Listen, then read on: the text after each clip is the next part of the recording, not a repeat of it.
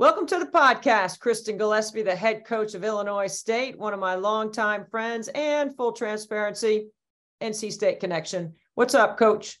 Not too much. How you doing? I'm doing great. I've had a chance to spend some time with you a couple weekends ago and got to watch your team in person.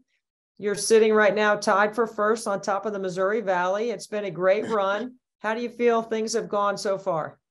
I'm really pleased with where we're at. You know, of course, there's always going to be that game or two that you look back and say, man, if we could have scored the ball a little bit more. But I love the resiliency and the grit of our team.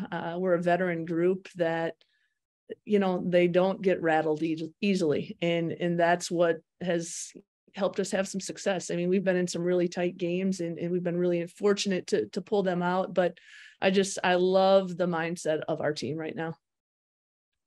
Having watched you play at home against Southern Illinois and Kelly Bond White's team and how good they are, yet they're not at the top part of the standings, it just speaks to what I've always said about the Valley, how challenging it is to win, to be sitting on top of the standings right now with a team that you have and beating Southern Illinois on a buzzer beater with Mary Crompton. I mean, this has got to be a really exciting finish that you're heading towards, I'm guessing. Yes. You know, we love where we're at right now. And, you know, like you said, the Valley, it is unbelievable. Just great coaches, great players. And it's been really interesting this year with the three new teams added and just the element of the transfer portal. There's some really high level players that have transferred in and, you know, there's never a gimme game. And, you know, every night you have to bring your A game. And that's something I've been really impressed with our team. You know, we're kind of in a new territory where we've been on the top of the standings for, you know, most of the conference play and getting everyone's best shot game in and game out. You know, I think we've handled that pretty well, but we have 2 weeks left. You know, it's a 4-game season and our players know that. And if we can take care of business, you know, we have a chance to do something that hasn't been done at Illinois State in a really long time. Who you play, when you play, and where you play are always factors in conference. And last week I had Tanya Warren, the head coach at UNI, on. She said Paige Robinson might be the player of the year in the league. You might have one coach's vote there. You know, there's some things that can change, obviously, in the next 2 weeks before we get to the postseason. But how has Paige changed your team, or how has she changed you as a coach? Yeah, you know, she's probably the most complete player that I have coached here. You know, she's just a really gifted scorer and she can score at all three levels.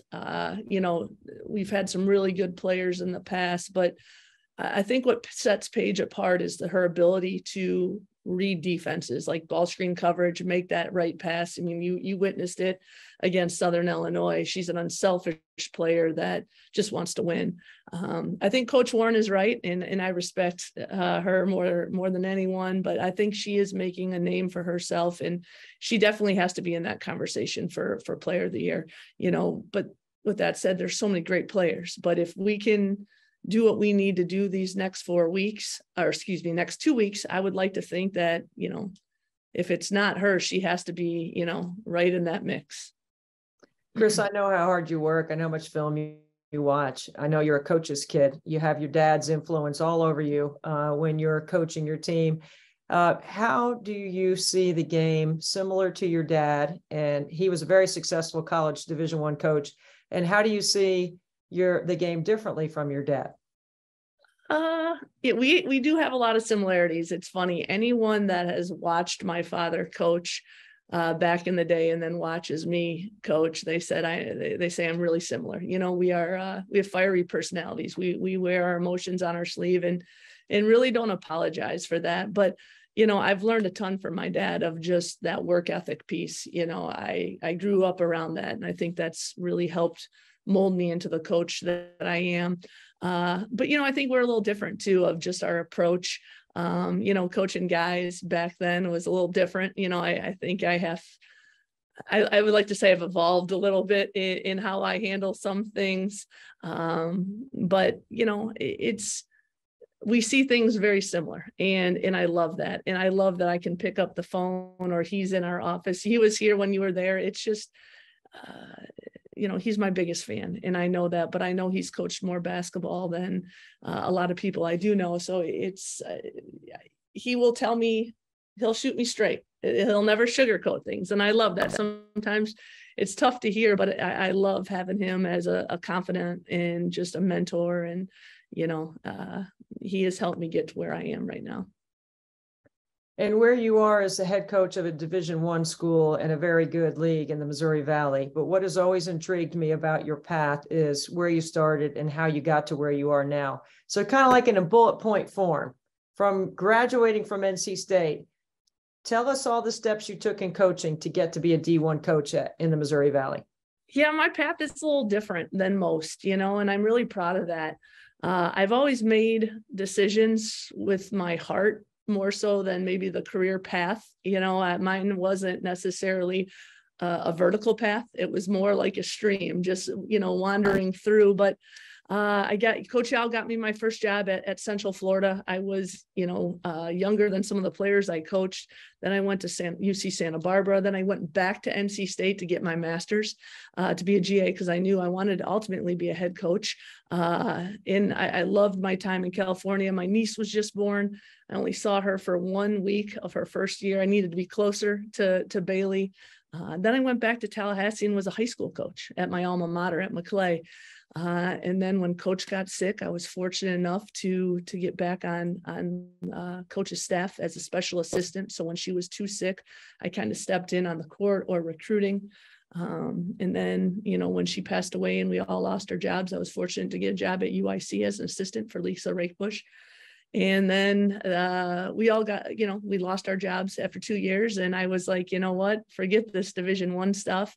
I wanted to test the waters. I wanted to be a head coach. And I got a Division III head coaching job at Benedictine University in the Chicagoland area. Turned that program around in 4 years. I got the Lewis University job, a wonderful, wonderful Division II job, one of the best in the country.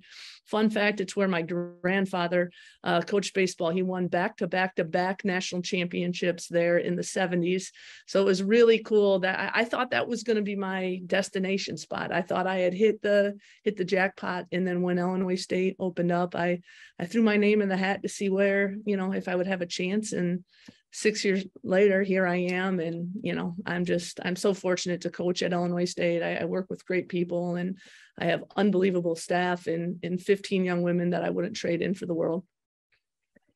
People aspire to get to where you are, but I also know you have other aspirations as well. When you're looking at your path and you're going back and you're thinking about what you just said and the years that it took and the time that you spent and the lessons that you learned, the mistakes that you were able to make, how hard is it to be patient to be where you are, and how grateful when you look back at that path do you feel like all of that sacrifice has made it worth it?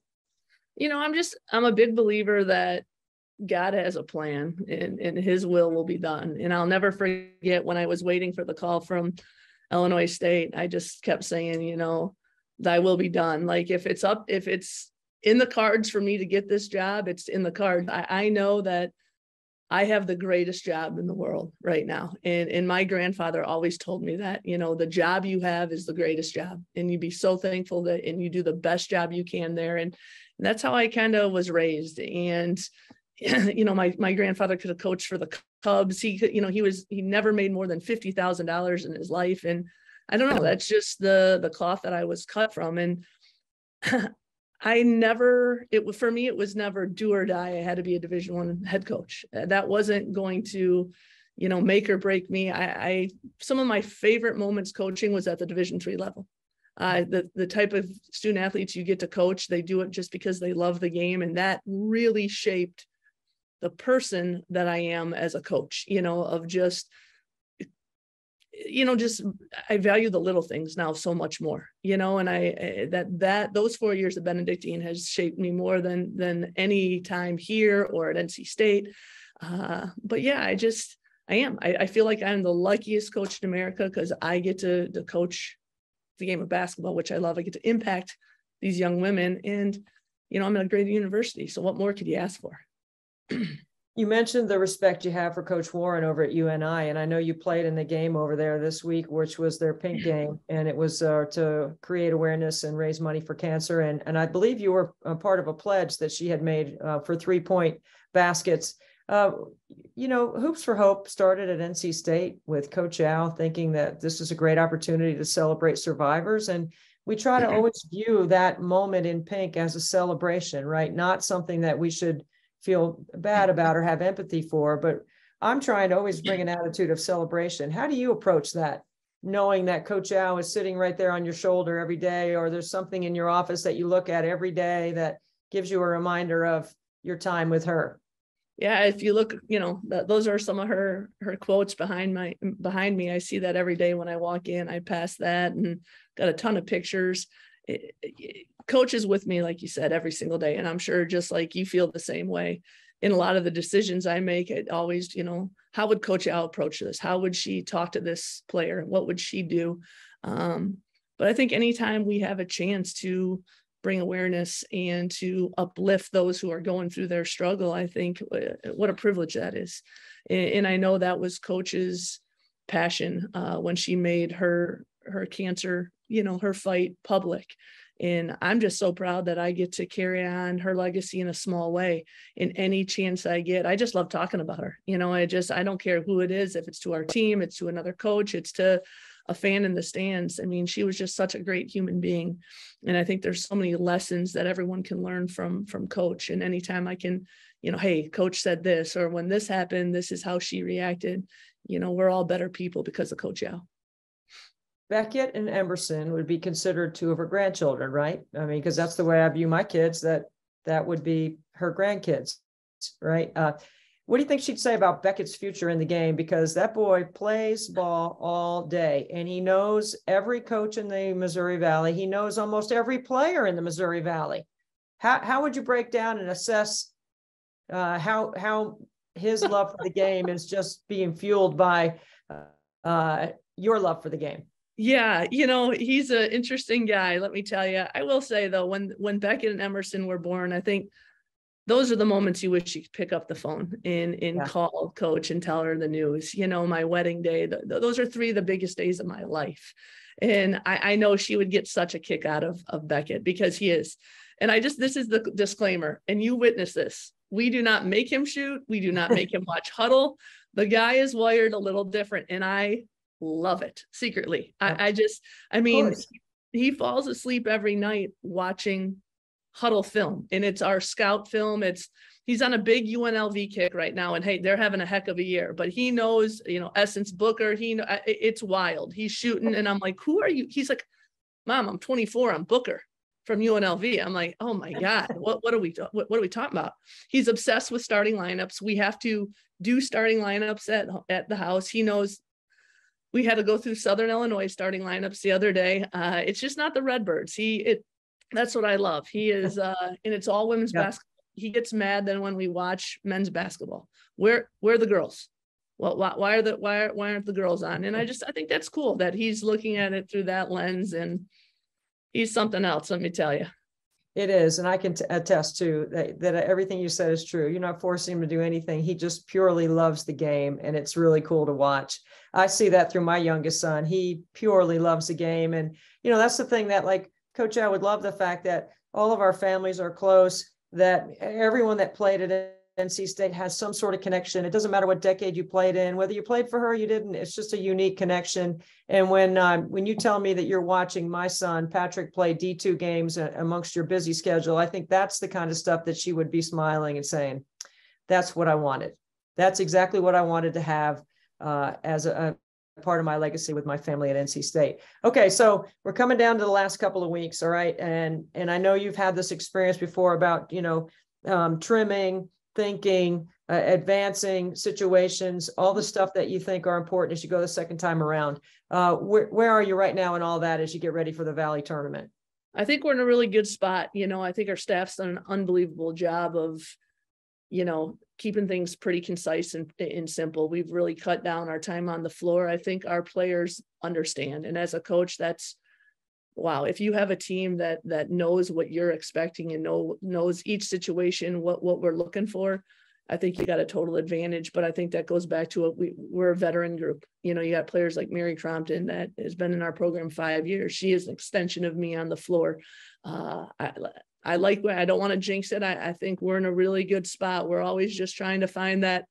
You always want to have one trick up your sleeve, Right. On both ends. And I think we're getting there, but we know this is a big 2 weeks, and I like where we're at. We just got to figure out, how to stay in the moment, not get ahead of ourselves, and just do what we've been doing the last 4 or 5 months. You always have to have a little trick up your sleeve as you go around the second time in the Valley, because these coaches are prepared to adjust in game and make adjustments themselves. So, Chris, thank you so much for being a part of the podcast. As we glance over your shoulder and see all those Yowisms on the back wall, I know one of the ones that's written down there is that Debbie Antonelli is the best non-stat starter in NC State history, without a doubt. She told me that. I wasn't going to bring it up. Game over. All right, for those listening, what Debbie doesn't know, Coach, she told me. She told me. She just, she told me too. Told me. So. Well, you know what? I think I saw. Yeah, we won't get into the schematics of things, but I think I'm just telling you, Coach just never wanted to hurt your feelings. She said you were going to do such wonderful things, which you are, but she just said you were the best. And I said, Coach, I know that. That's a badge of honor I wear very proudly when I'm in NC State. The other thing is, when you walk around Reynolds Coliseum now and you hear one of the ushers that was there when I played, and certainly when you played, and they say, there goes one of Kay's kids, I'm not sure that you could say anything better than that. Chris, appreciate your time. Thanks for being on Nothing But Net. You are second. No, whatever. You know what? If that's what you have to say, I know it. I'll let you borrow the Final Four ring anytime. You can try it on. You scored way too many points, Antonelli, to be this. Just you're gonna last thing, really, for real. Then we're getting out of here. Fact check this. I'm correct. Thank you. Last thing. Are you going to let me babysit your kids at the Final Four this year? We are going kid-free. So no, yes, I would love to, but hey, you know what? We need a few days.